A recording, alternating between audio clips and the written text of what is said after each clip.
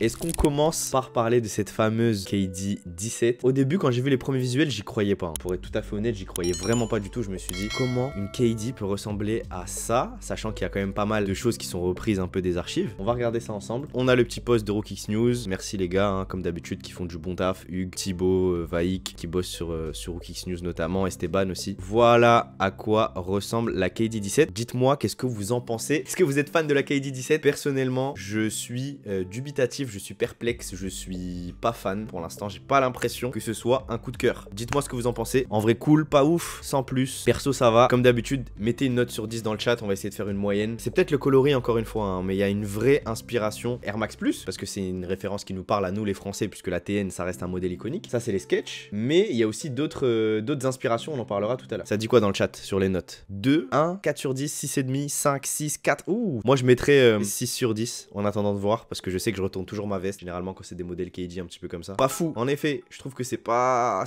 forcément génial.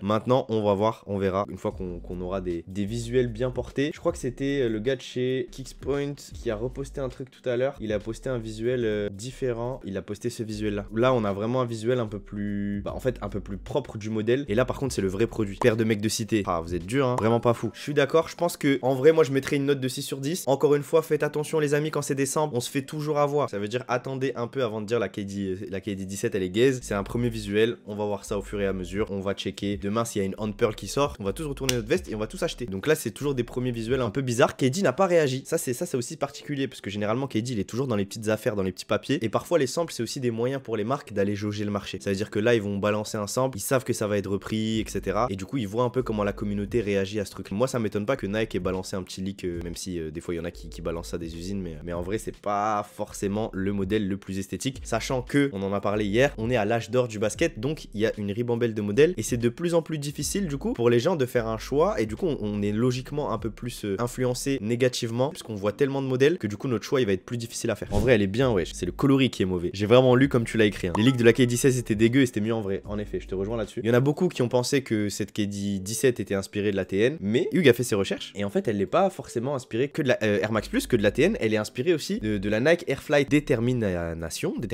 dites-le comme vous voulez, qui était une paire qui était portée dans les années 90. Je vais pas faire l'ancien, je ne connais pas du tout ce produit, je le découvre en même temps que vous, j'étais sûrement pas né ou je devais être très petit, mais du coup non, ça me parle pas de ouf. Mais par contre la capacité qu'a Nike à récupérer des produits qui sont déjà existants pour en refaire des rééditions et en les intégrant dans des paires, je trouve ça fort. Mais en même temps il y a des puristes qui sont pas forcément fans et qui disent que en fait les designers entre guillemets ont que ça à faire, de travailler sur des nouveaux designs, des trucs un peu nouveaux. Si vous prenez par exemple la gamme Melo, les designers on va dire ils ont pas forcément d'historique, ils se basent sur à l'aide de leurs connaissances et ils arrivent à faire des trucs. Après bon, pour les plus anciens, je pense que l'inspiration elle peut être cool aussi. Voilà pour la KD 17, les notes sont pas forcément hyper hautes, mais voilà, ça reste le modèle de l'un des meilleurs joueurs de NBA offensifs de l'histoire et du coup c'est important de le souligner.